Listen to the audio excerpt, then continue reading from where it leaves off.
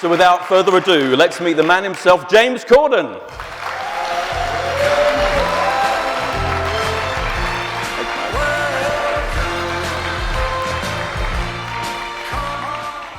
Hello. Welcome home. Thanks. So how does it feel? You were doing a unique job hosting 1,197, I think, episodes of the Late Late Show. just under 1,100. Yeah, that's right. Yeah. 4 nights a week. Yes. An incredibly intense job to have, and then you gave it up, and now you're back. How do you feel? Any regrets? Oh God, do you miss it? I think it would be odd not to miss such a thing, but I think because we knew, like my wife and I knew for quite a few years that we were going to stop when we did. Like we always knew that when my son finished 6th grade, which was sort of like middle school, really, that was the cutoff for us. That it would be unfair to. We always knew it would be unfair to be moving around sort of 13, 14, 15-year-olds, you know, and so. I said we were the other day. We were sort of back at the very place that we sort of left when we went to America, and Jules said, "It's so weird that we're back." And I said, "I don't know that it's weird that we're back. It feels weird that we ever went. It feels such a strange thing to have done for 8 years. It just feels like you were just picked up, like in a play, and picked up, and then just dropped in this." I'd never really stood on a monologue mark and told a joke before. I'd never really interviewed anybody before, and so it just felt so strange. And we got all our stuff back that we put into storage, that we put into storage before we went. And going through all these boxes, it was so clear. It was so clear in all the stuff that we kept that our entire mindset was we'll be back in 6 months. Like there's no way. There's no way this show doesn't get pulled off the air. It's not going to work, so we should probably keep these tissues, you know? Yeah. Like, honestly, like 3 boxes of half-opened Kleenex tissues, and you're like, at what point did we think, yeah, we'll need those in 8 years, you know? It's, it's been an extraordinary thing. Like even watching that clip then, you're like, oh, wow, I don't know. I'll always be immensely proud of it, I guess. Yeah. When it first started, I remember Ben Winston, your best friend and exec producer, said that you basically had to fill an hour of a blank piece of paper. You had a blank slate every night, and you had to fill it up with stuff. Was that a terrifying thought, or was that an amazingly inspirational thought? It was all pretty terrifying, certainly at the start, if I'm honest. It was all, you know, our daughter, my second child, Kerry, was 12 weeks old. So I went about 4 weeks before my wife and the kids could come because we had to get Kerry a passport. So it was all just very, very overwhelming. And then we couldn't really book any guests on the show. Publicists and people were just sort of saying, well, we'll wait and see what it's like. We'll see what the show's like, and then we might bring our guests on. And we were like, we don't have this. We don't have the luxury of time, you know.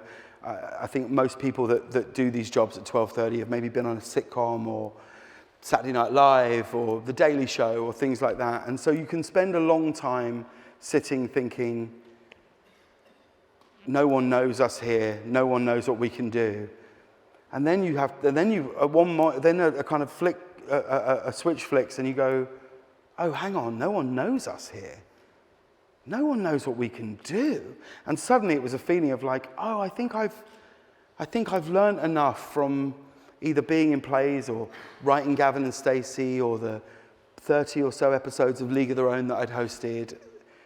We thought, oh, hang on, we can really build something interesting here.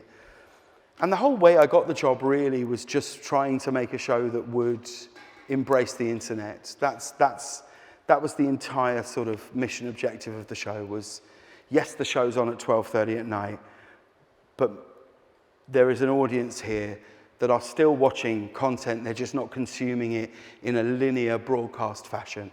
And maybe we make a show that launches at 12:37 on CBS, but actually is available to watch all day and all night, wherever you are. your commute into work, your lunch break, whenever. And maybe if we do that, if we only focus on this audience, it's never going to get bigger than, well, arguably it's going to deteriorate. So actually, if we could just focus on this and put our focus there and build a digital team, and how can we put those things out there? You know, I didn't really know how we were going to do that, but I knew that's what we had to do. So it was about creating golden moments, wasn't it, really, that would kind of play on... Yeah, it's about creating your hour. So you've got your hour of show, which after ad breaks comes down to about sort of 42 or 43 minutes, I think. And then it's about going, okay, how do we slice this up to be consumed in the day? So we realized very quickly that, like, if you call a segment something, it will travel much quicker. So carpool karaoke, or drop the mic, or take a break. You know, things that we did. It's like you know, which is, there's no great secret in that. That's almost the entire world has done that. But that we were like, okay, well, if we break it up into those things, and then we would think, okay, well, and then we would be aware of, okay, well, most clips, a lot of clips don't get watched on a Friday, because lots of people take Friday off, or they're traveling, or they go, so okay, so our best time to put things out is on a Wednesday show, because Thursdays are great. So if we can Tuesday or Wednesday, and we just started to think about the show like that, really, and then thinking of the audience watching it as a total hour, and then going, okay, now how do we market this in the best way, I guess. And I guess getting kind of superstar talent involved was a key. And you know, you had people like Tom Hanks right from the start. And Tom Cruise, incredible scenes jumping out of a plane with Tom Cruise. And he was in the final. There was an amazing VT with him in your last episode, where you got him somehow to sing from musical whilst walking along at the top of a bar somewhere. I mean, the whole thing was extraordinary. Is the way you interact with those huge talents, is that a key part of the key to the success of the show? Certainly, yeah. I mean, the show is very much built on those guest appearances, as all talk shows are, really. But our thing was about creating a safe environment that was celebratory. If we could create somewhere that would celebrate people, that they felt comfortable in, that they felt this is fun. That's the biggest thing. What you realize is what people really want to do is to have a really great time, and that's not to say that everybody has to jump out of an airplane, or, you know, it's just about creating an environment where people go, oh no, I like being here. So that's from the largest thing of the time you spend with a guest, right down to, you know, redoing all of our dressing rooms to make it a place where publicists or makeup artists or assistants or all of these, you know, these huge entourages that some people travel with, that this is a comfortable place that they would want to relax and hang out. Those things make a huge difference if you're asking guests for more time, which inevitably we always were. We were always saying, like, is there any way you can get here at 3 before we tape at 5, because we'd love to shoot this thing on a green screen and drop you into it for next week's show. And then publicists and people like that, if they feel they're in an environment that's appreciative that they're there, those things go a really long way, I think.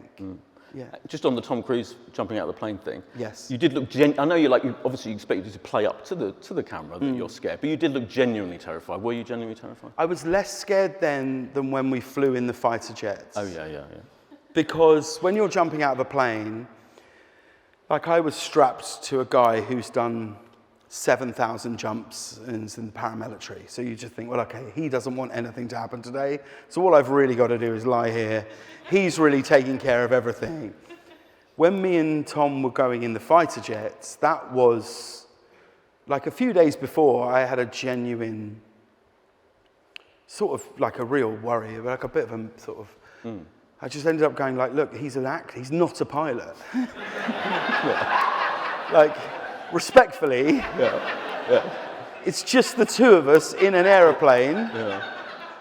If something happens, like, then we die. And worse than that, worse than my own death, is my children growing up in places and people going, you know who they are? Their dad killed Tom Cruise. Do you know what I mean? Yeah. That would be the thing. So you're like, so then I said to our producers, look, I'm really having a bit of cold feet about this. Like, we're going up in a very, very, very old plane, and then we're going up in this fighter jet and all this stuff. And then Tom calls and goes, you know, James, your life is more valuable than mine. I promise you. And he just does this whole, you are never in danger. You know, and he actually did make some very salient points where he said to me, the reason we're shooting this, because they stopped production of Top Gun for 2 days so we could shoot that, which then was going to be a year before the movie came out, because of COVID, ended up being, I think, 2.5 or 3 years before it came out. But his point, and what he said to me was, I would never do this if I wasn't flying every day. I am flying every single day. I am completely match fit. You don't have to worry. You have to just trust me. I'm so ready, and I wouldn't do this going in cold. And then you're like, all right, I guess we're going to do it, you know. And then my wife's sort of saying, can someone just call me when they're on the ground and done? And it's all those sort of stuff. But I mean, my God, what a thing to have done. Like, if I look back on the show, which I don't even know if I can even now, because it was only at the end of April, but it is a sort of overwhelming feeling of just thinking, I genuinely don't know what I've done to deserve such memories, to deserve such things. And it was really hard to walk away from. It's a very difficult thing to leave. But I felt compelled to come home. Being back just this time now, it's quite interesting actually. While it's been raining these past couple of days, I've been at like school gates and stuff, and people have said like, oh, sure you're glad you came back, sort of thing. And sometimes you want to like shake people and go, I wish you could see it from a distance. I wish you could see this island from a distance. It's unbelievable. It's amazing. The architecture and the people and the creativity and the things that we make. The size of the country versus its output is extraordinary. And I just felt compelled to come home and compelled to just try and see if there might be one more thing that I could do, safe in the knowledge that there might not be, you know? Interesting. So do you think, because like CBS giving you that job was a massive risk, really. It was an incredible step, as you say. I mean, it feels stupid. Unreal. Yeah. Foolish. Right. Do you think like British TV people, channels would have taken such a risk, do you think? And do you think they should be taking similar risks? I think everything's a risk, really. Whenever you do anything, it's hard. It's why there's not volumes of very, very creative people who are incredibly critical of other people's work, because they know how hard it is to make it. Just to get something made is a genuine success. And it's, it's so easy to cast things aside. It's so easy to be critical. I guess yes, I think there is an element where I do think probably in this moment that we're in television, say, in Britain, that there is room for more risk. There is room to be open to failure. I think failure is a brilliant thing. I think it's completely underestimated how valuable it is. And I think it's not something to be afraid of. I think the stuff that you learn almost nothing in success, and you learn everything in your failures. And when someone has something that doesn't work, the response from a creative community should be, great, how wonderful. You're now completely free to open with a new blank page. Sometimes when you sort of surf a line of just pure success, you start to feel like you're really just playing Jenga with your own career, and you're like, oh God, I wonder if we can take another, oh, we've done another block, this is amazing, oh my God, I wonder if we can do another, oh my God, this has worked as well. And what you realize is, and then you're so scared of it falling, and what you realize is when it all falls, like that's the best part of the game. That's the bit where everyone goes, yay, we can play again now, you know? So if I was running a network or a channel, I guess I would say I would just bet on youth. Every day of the week, I would just bet on young people. Because if you bet on youth and it doesn't work, you gave someone a shot. And there's honor in that. And if you bet on youth and it works, you look like a genius. And deep down, we all know no one is, you know. But like seeing Ash here now, you think about like, like Ricky and Stephen writing, directing, and producing The Office is an extraordinary thing to give to two guys who did a radio show on XFM. Ruth and I writing Gavin and Stacey, the BBC's absolute weight of support behind us. To just go, no, I remember we didn't really get notes. Wow. Like the BBC just used to go, it's your show. You know it better than we do. These are some suggestions. And then you take those suggestions in the manner that they're given. And sometimes it reaffirms what you already thought, because you go, oh no, they thought this, but actually I think we think that. And then sometimes they'll come along with something and you go, that's a really good idea. We should do that. And we're in this period now of notes start to become almost like instructions. And I think that's really dangerous for creative people. I think if you back someone creative to make a show, you should back them unequivocally and absolutely, safe in the knowledge that it might not work and you might lose your job, but that's why we got into it, you know? Yeah. So if you're in charge of a network or a streamer or something as well, the temptation is always to go with existing IP, isn't it? And to kind of do sequels and prequels and all of that, which can be great, but would you try and resist that? Would you try and emphasize it has new stuff and new talent? I think I understand why, because it feels today like the stakes are so high. And I think sometimes we all just have to Google Earth ourselves and go, look, we're just making TV. It's not like, we're not, it's okay. About 6 years ago, I joined this thing and I subscribed to Walt Disney's, there's a place online, I forget what it's called, but you can, let me see if I can find this. You could subscribe to his, where is it? Hang on. You can subscribe to his notes, his Walt Disney. His shareholders, here it is.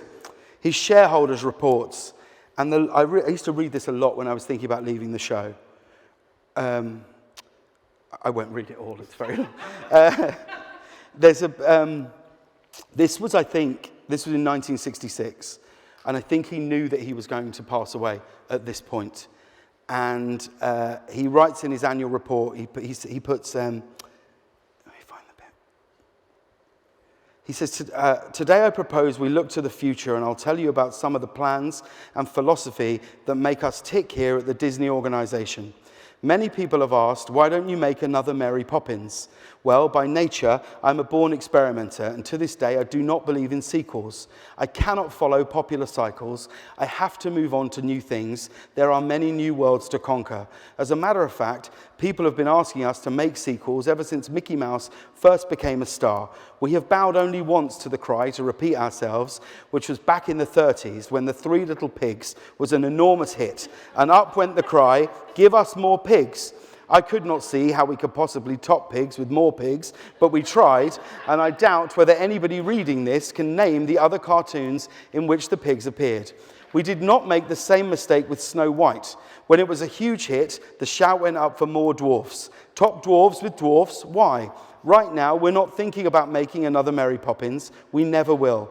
Perhaps there will be other ventures with equal critical and financial success. And this is the really good line. He says, but we know we cannot hit a home run if the bases are loaded every time we go to the plate. We also know that the only way we can get to first base is by constantly going to bat and continuing to swing. We will always look for new ideas and new stories, hoping that somehow we come up with a different kind of Mary Poppins, or perhaps even a different kind of Disneyland. And I feel like that was in 1966. How did you stumble upon that? Well,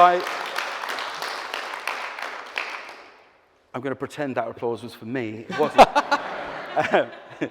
I think almost always, if you look back, it will tell you what's coming forward. Almost always. It's funny, I was listening to this, briefly to the talk about AI, and, I understand the fear and the skepticism of it, but then you have to remember, when calculators came out, people were freaking out. People People are like, oh my God, no one's going to learn how to add up. This is awful. We're going to run a nation of idiots. This is terrible. Oh, this is the worst thing that could ever happen. Like, and I feel for this generation now. This generation now, I feel like there must have been a period, I don't know how many years ago, decades and decades and decades ago, where there was like, it was absolutely necessary that you knew how to churn butter. If you couldn't churn butter, you couldn't survive. And there must have been about 20 years where children were being taught to churn butter while butter was readily available in a shop. And I actually think that almost always, if you're looking for the next thing, you'll see it on some level behind you. And that's definitely true in television. You know, I think a lot about, I'm thinking a lot at the minute about half-hour narrative comedies. And I've come to the conclusion that I think it's almost always about a found family in predominantly 3 locations. Because if you look at a show, like look at The Bear, right? The Bear is a masterpiece. I think The Bear is closer to Taxi than any of us could ever imagine. And arguably, The Bear is at its weakest, I think, when they leave those 3 locations. And if you start looking at Friends, or The Office, or Porridge, or Open All Hours, or Dad's Army, these people are a found family in predominantly 3 locations. Gavin and Stacey is 2 families that become 1 family, and their friends become a family. Like, the best stuff in the future will be if you can... We're fundamentally, I guess what I'm saying is we're all just still the same, I think. I think, like me, you're obsessed with TV, aren't you? Like, I think that's what maybe people don't realise. Would you say that, you know, most normal people don't sit there thinking about that the way half-hour TV comedy works. And yeah, but then I sort of think the same about like the theatre, and I think it's interesting if you look at the 2 hottest musicals in the West End right now, or the last couple of years, they're Guys and Dolls and they're Cabaret, but both productions are presented in a very new and interesting and different, what you would call a sort of semi-immersive way. Like, I think historically, you know, there was a line in The History Boys that Russell Tovey's character used to say, where someone said, "What is history?" And he'd say, "It's one fucking thing after the other." Yeah. You know? Yeah. I think there's probably a lot of truth in that. Yeah. So do you have, now you're back, and now, you know, that part of your life, which seems unreal, as you said, is there. Have you got loads of ideas fizzing around your brain that you want to, and do you have to decide which thing you want to try and do? Do you feel that way, and is it, you think, leaning towards scripted? What's going on in your brain at the moment? Honestly, I don't know. A lot of what's going on is boxes and new schools, constantly cursing the idea that we've chosen a school that seems to have 1 road in and 1 road out, which is the journey on the school run can be derailed by 1 Amazon van, and there's a show there, maybe. Brutal. I'm sort of very purposefully trying to not do anything for a minute. I think it's a lot of content. It's a lot of TV. Like 1,100 episodes is arguably 800 too many, you know? And so I think what I'm trying to do right now is perhaps just enjoy the space of it. I don't really have any plans to do anything. I'm not actively seeking anything. I mean, the strike, you know, of course, has come at a time, you know, like our last show was essentially every other talk show's last show. Yeah. So maybe when those shows come back on, I'll be so weird if I didn't have a moment of going, that was a cool job. Would you ever be tempted to do another, you know, I mean, so you've been through that exhausting, incredible process, but maybe in years to come you might think, I might do that again, or just something similar in the entertainment chat show sphere, maybe? Maybe. I don't even, I really don't even see it as like my choice, really. It isn't. It's like, I'd be sort of open to anything. I just enjoy trying things and going to work. I really enjoy like doing stuff that might, you just don't know. You don't know anything. And there's that, that great thing of just you don't know yet. So it would be so silly and arrogant to be like, oh, I shall never, because who can say that, So I think I'm always thinking of perhaps what to do, but I guess what I mean is I'm just not really in like an overwhelming rush to, I would hate the idea of not being there right now in this moment for our family. Like, I'm really enjoying just being around. I think that's the most important thing I can do right now, is just be there, because I'm so conscious that we just picked up these 3 people and when we're going to live somewhere else now. And that's the thing I'm probably giving my most attention to. But at some point, I will start to think about, I jot things down every now and then, but probably almost all of them are awful, Very strong chance of that, yeah. You also, of course, you've got your production company, Full Wheel 73, yeah, with your friends that you run, and stuff like the Kardashians. Do you get involved much in those shows? Does it vary from show to show? Do you take how much of an interest and how much involvement do you take in that stuff? Well, I'm very involved in the company. There's 5 of us, but the, I'm very, very lucky that for the last 8 years I've got to go to work with my best friend, who also I think happens to be, the best producer in the world. It's so amazing. If there was any great thrill from that run that we had in America, it was like just watching this guy who for 10 years I felt like, we made the Smithy sketches for Comic Relief together and all these things, and I just tell anyone that would listen, like, you've got to meet this guy, you've got to meet this guy. And then I guess the culmination of that is like him then doing he now runs the Grammys, and then the Kardashians show was probably, probably both of us I met Kris Jenner at a thing, and she was talking about production companies, and they've been meeting these companies, and I said, well, you should come and meet us. And she'd sort of said, I think we already know what we're gonna do. And I said, well, what have you got to lose? It's a 35-minute Zoom. And so we met her on this Zoom and pitched her this idea that they used to make this reality show about the family, and now arguably that show is about a group of extraordinarily successful businesswomen, and perhaps that's now the lens in which to make the show. But in terms of the day-to-day of that show, it's so far outside of my skill set. I just wouldn't even know where to start with how to do it. And that's where, Ben and Danielle, who runs the show with Ben, is extraordinary, and that's really what it's been about. But I really enjoy running the company and doing those things. I'm very proud of some of the shows that we've made over the last few years. Yeah. Yeah, 100%. And do you you mentioned The Bear, for example, do you take inspiration from that kind of show when you see that kind of show and think, wow, because, in its way, pushing back the boundaries? And do you think about that kind of thing? When you're jotting your ideas down, when the ideas come to you, is that kind of thing important?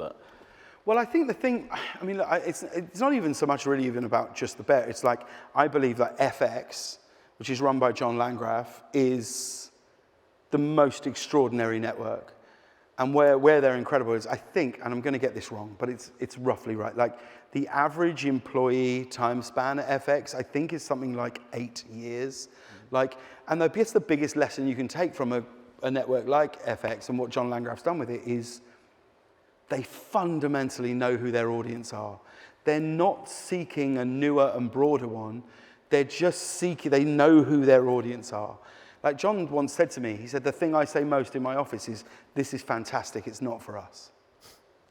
And I don't know if you see that across particularly a lot of the streamers, where sometimes it feels like a race for a press release without a thought of, well, actually, when this is finished, is this right for our audience? The more you can know exactly who your audience are, then you're going to stand a much greater chance of having hit shows. ITV is a great example of that. I feel like ITV absolutely know who their audience are. They understand their audience. They know who they are. The advertisers know who they are, and that's why they have this great sort of success with some of the I'm a Celebrity, Get Me Out. It was like 20 years on TV. It's an extraordinary success. Yeah. And HBO, it seems to be an example of there's the emphasis on quality and boldness and daring seems to be still there for me. The amazing thing about HBO is, I think I'm right in saying this, that fundamentally the success of HBO came out of an absolute kind of last chance saloon where they were, I think they had one more big fight night. Is this right? I think they had one more big fight night, and then their biggest fighter had left to go to Showtime. So they were like, we have 18 months of money before this might erode and disappear. Let's go out making a show that we absolutely love. Has anyone read anything? And someone was like, I just read this script that's a bit like Goodfellas kind of thing, and it was Sopranos. And I think that is something that's lacking in commissioners today, certainly in scripted, is what you sometimes want to do is you'll get this feedback of like, it's not really performed and this, that, and the other. And you go, no, but do you like it? Yeah. Do you like it? You back your own taste. Do you love it? Because if you love it, that should mean something. That should count for a lot, really. And maybe what we're talking about is marketing. Maybe we're talking about, has this been sold in the right way? Maybe we should talk about, has it gone out on the right night? Because if you love it and I love it and our audience tells us that people that have found it like it, maybe it's worth sticking with. Because by today's metric, the volume of shows that would have been, I think, pulled after 6 episodes, extraordinary shows that never had the time, never had the backing of true creatives who just went, no, I absolutely believe in this show. Well, thinking of a show that started small on BBC Three and then moved to BBC One and became 18.5, 19 million people watched the last episode of Gavin and Stacey that we've seen so far. So unsurprisingly, we have run out of time. I have to ask you, what is going to happen with Gavin and Stacey? Do you have any plan? Please resolve that cliffhanger. I honestly, I genuinely don't. I don't know if we'll ever do another one. I don't know. I would love to. I think Ruth and I would love to make something together again. I really don't know if that will be Gavin and Stacey. I think we feel so proud of that last special that,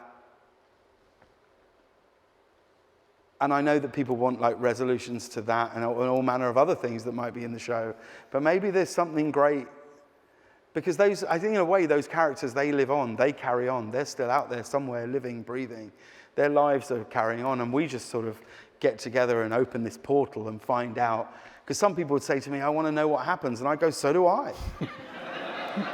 I don't know. I don't know what he says. I don't know. Yeah. When it said, marry me, the end, tell me tomorrow, I'll wait by the window for you, that was like, and then maybe there's something really perfect about it ending there. Can we truly fulfill people's ambitions for it? I don't know.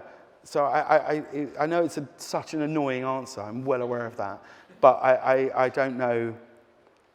Can we top more Nessas with Nessas? I don't know. Yeah.